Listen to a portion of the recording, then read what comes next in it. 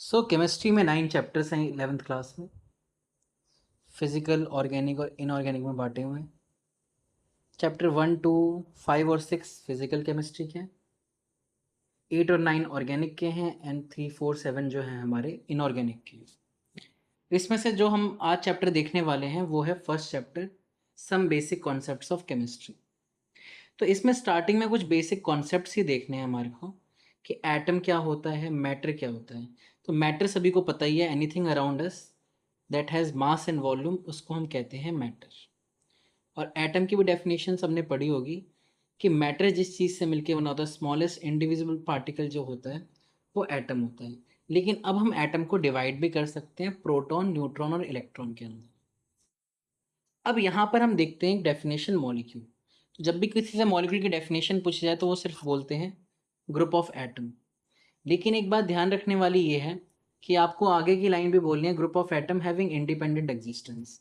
अब ऐसा क्यों होता है ये देखते हैं। O2 एक मॉलिक्यूल है क्योंकि ग्रुप ऑफ एटम भी और नेचर के अंदर भी मिलता है। O3 भी एक मॉलिक्यूल है क्योंकि ग्रुप ऑफ एटम है और नेचर में मिलता है। But O4 is not a molecule क्योंकि ये नेचर में मौजूद नहीं होता। N2 मॉलिक्यूल है बट N3 मॉलिक्यूल नहीं है। H2 हमारा मॉलिक्यूल है, CO2 हमारा मॉलिक्यूल, क्योंकि सारी चीज़ें एग्जिस्ट कर सकती और एक ग्रुप ऑफ एटम भी है। नेक्स्ट है एटॉमिक नंबर। एटॉमिक नंबर तो आप सबने 9th क्लास में पढ़ा होगा कि it is number of proton inside nucleus of atom. Nucleus में दो चीज़ें होती हैं, प्रोटॉन और न्यूट्रॉन। उसमें से प्रोटॉन का जो नंबर होता है वो होता है एटॉमिक नंबर। ये नोट्स जो हैं ये स्कूल के बच्चों के जहाँ मैं पढ़ाता था, तो यहाँ पे स्पेलिंग मिस्टेक हो सकती है। जैसे इस बच्चे ने प्रोटॉन की स्पेलिंग यहाँ पे गलत लिख दी है। आगे है एटॉमिक मास। तो मास ऑफ एटम अगर मैं सिंपली बोलूँ उसी को क्या बोला जाएगा, एटॉमिक मास। लेकिन मास ऑफ एटम जब भी हम निकालते हैं तो हम सिर्फ प्रोटॉन और न्यूट्रॉन को लेते हैं, इलेक्ट्रॉन को हम नहीं लेते।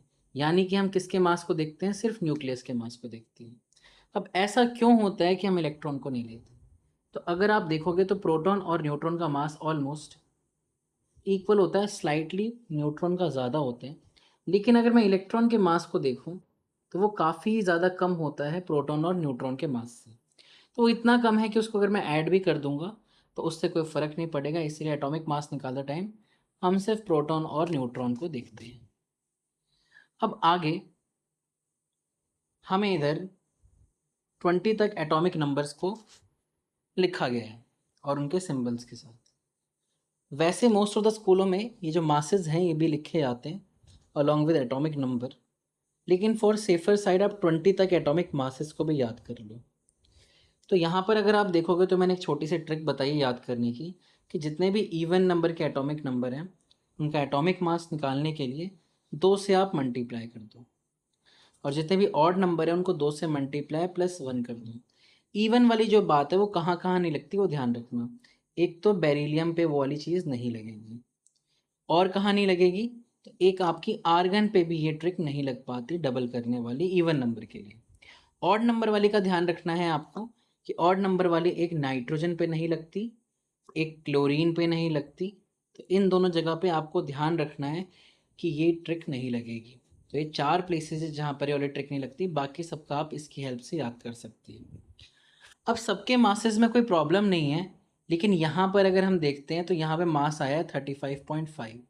अब ये 0.5 कैसे आया है, तो एक्चुअल में होता क्या है कि 0.5 तभी आ सकता है जब ये सारे मासेस एटॉमिक मास ना होकर क्या हों, एवरेज एटॉमिक मास हो। तो ये जितने भी हमने लिखे हैं सारे एवरेज हैं, और एवरेज किसी भी चीज़ का पॉइंट में आ सकता है लेकिन एब्सोल्यूट वैल्यू कभी पॉइंट में नहीं आएगी।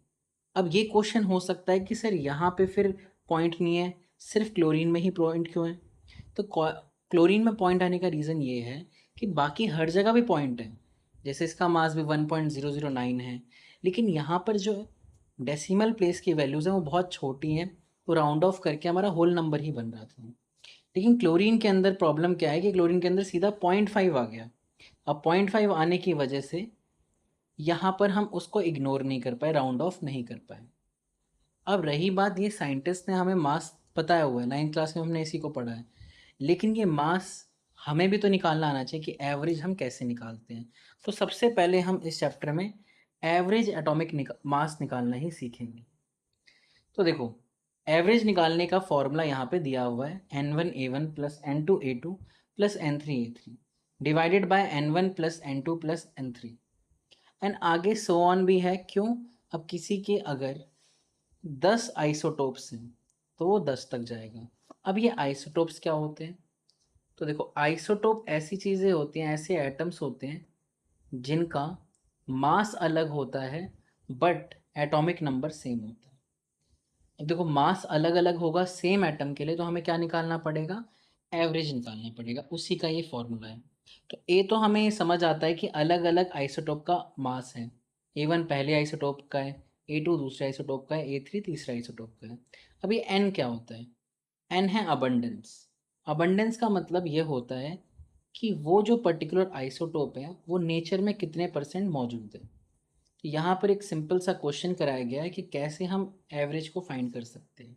तो इसी तरीके से आपको लिखा आएगा, आपको मासेस मेंशन होंगे और साथ में कुछ परसेंटेज वैल्यूज़ दी होंगी। ये जो परसेंटेज वैल्यूज़ होती हैं यही हमारा अबंडेंस होता है। तो क्योंकि यहाँ पे सिर्फ 2 ही आइसोटोप्स हैं, इसलिए फॉर्मूला भी सिर्फ 2 नंबर तक ही गया है। अगर मैं N1 A1 N2 A2 को फाइंड कर लेता हूँ तो मेरा ये पूरी की पूरी वैल्यूज़ आ जाएंगी और मेरा एवरेज भी इजीली निकल जाएगा। अब मैंने इनको फॉर्मूले पे पुट कर दिया N1 A1 N2 A2 को, और फिर मेरा फाइनली आंसर जो आया है वो है 35.5। आप देख सकते हो N1 ये हो गया जो पहला परसेंटेज है, उसका जो मास है वो N2 हो गया, फिर N2 आ गया और फिर हमारा A2 आ गया। नीचे ऑलमोस्ट हर क्वेश्चन में आपका 100 ही आएगा क्योंकि सारी परसेंटेज को ऐड करके 100 ही आता है। तो आप देख सकते हो कि हमने एवरेज एटॉमिक मास निकाल लिया है क्लोरीन का।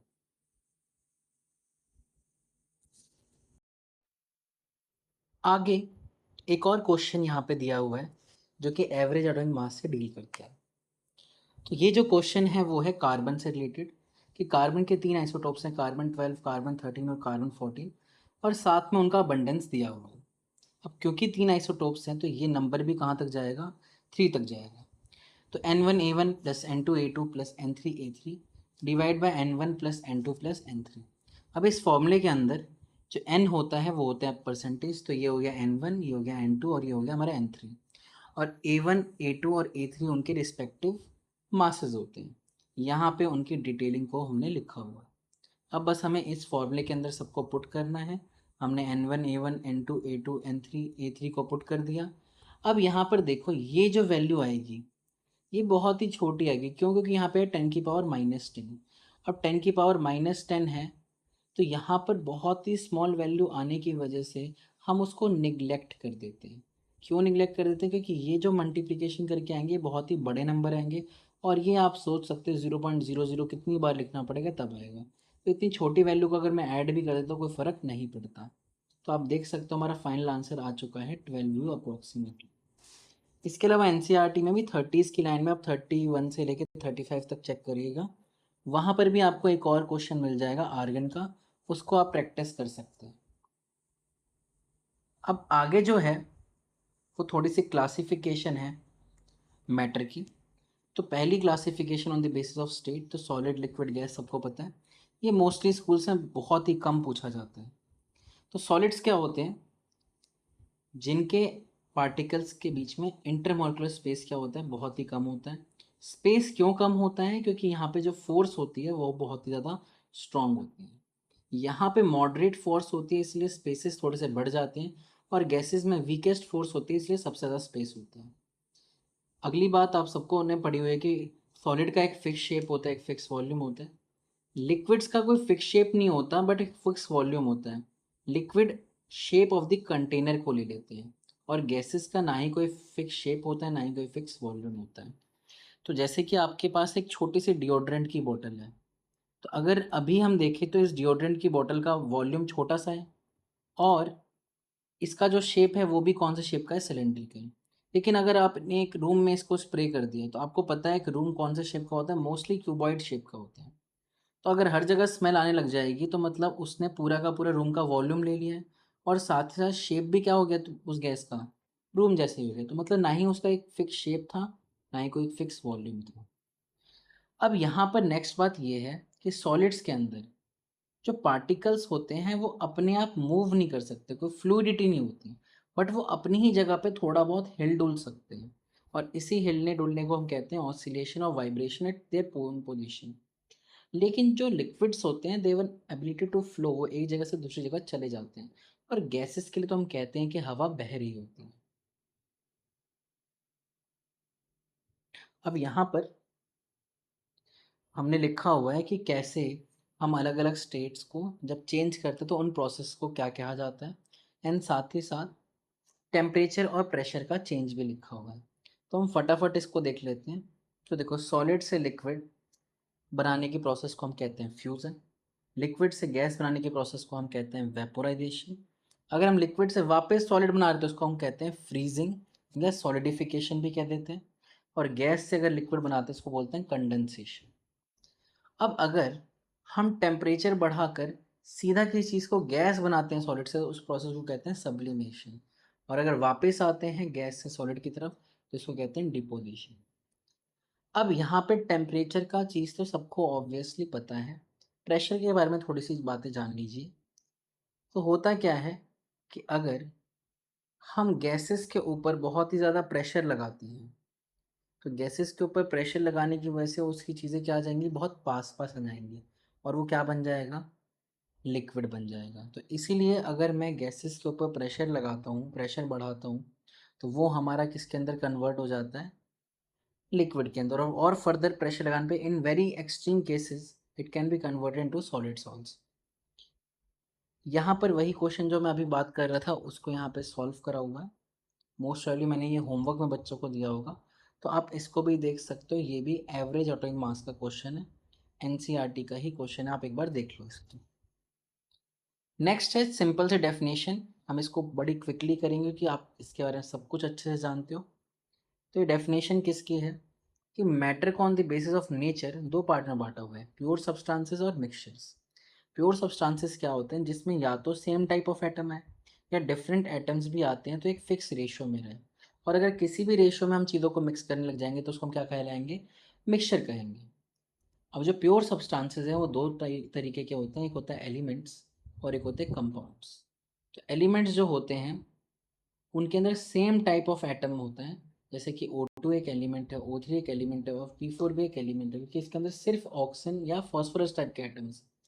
कंपाउंड के अंदर क्या होता है, दो डिफरेंट एलिमेंट्स होते हैं लेकिन उनका फिक्स रेशियो रहता है हमेशा।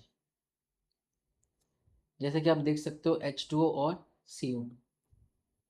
H2O को आप किसी भी जगह से लेकर आओ, इरिस्पेक्टिव ऑफ सोर्स, किसी भी आप रिवर से लेकर आओगे, तो उसके अंदर number of hydrogen to number of oxygen ratio हमेशा ही क्या रहने वाला है, 2:1 ही रहने वाला है। Same goes for carbon dioxide. अगर आप डिफरेंट सोर्सेज से कार्बन डाइऑक्साइड को प्रोड्यूस करते हो तब भी उसके अंदर number of carbon to number of oxygen ratio fix रहता है। साथ ही में इनका मास का रेशियो भी फिक्स रहता है। वो अभी हम अपकमिंग स्लाइड्स में देखेंगे जहाँ पे हम लॉ ऑफ डेफिनेट प्रोपोर्शन पे देखेंगे। फटाफट एक बार हम मिक्सचर्स को देख लेते हैं। मिक्सचर दो तरीके के होते हैं, होमोजीनियस और हेट्रोजीनियस। जो होमोजीनियस होता है वो कम्प्लीटली मिक्स हो जाता है, जबकि जो हेट्रोजीनियस है वो कम्प्लीटली मिक्स नहीं होता है।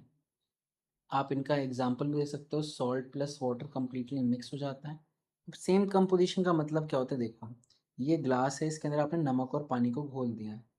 अब आपने अगर ड्रिंक करना शुरू करा तो आपको ऊपर से, बीच में और बॉटम में इक्वल नमकीन लगेगा। तो इसीलिए हर जगह कंपोजिशन क्या है, फिक्स है। अब डिफरेंट कंपोजिशन का मतलब क्या होता है, अगर आपने रेत और पानी को मिक्स कर दिया तो रेत नीचे बैठ जाती है और पानी आपका ऊपर रहता है। तो ऊपर और नीचे की कंपोजिशन क्या हो गई है, अलग अलग हो गई है। सिंपल सेपरेशन टेक्निक जैसे कि फिल्ट्रेशन और सेडिमेंटेशन से हम होमोजीनियस चीज़ों को अलग अलग नहीं कर सकते, जबकि हेट्रोजीनियस चीज़ों को हम अलग अलग कर सकते हैं।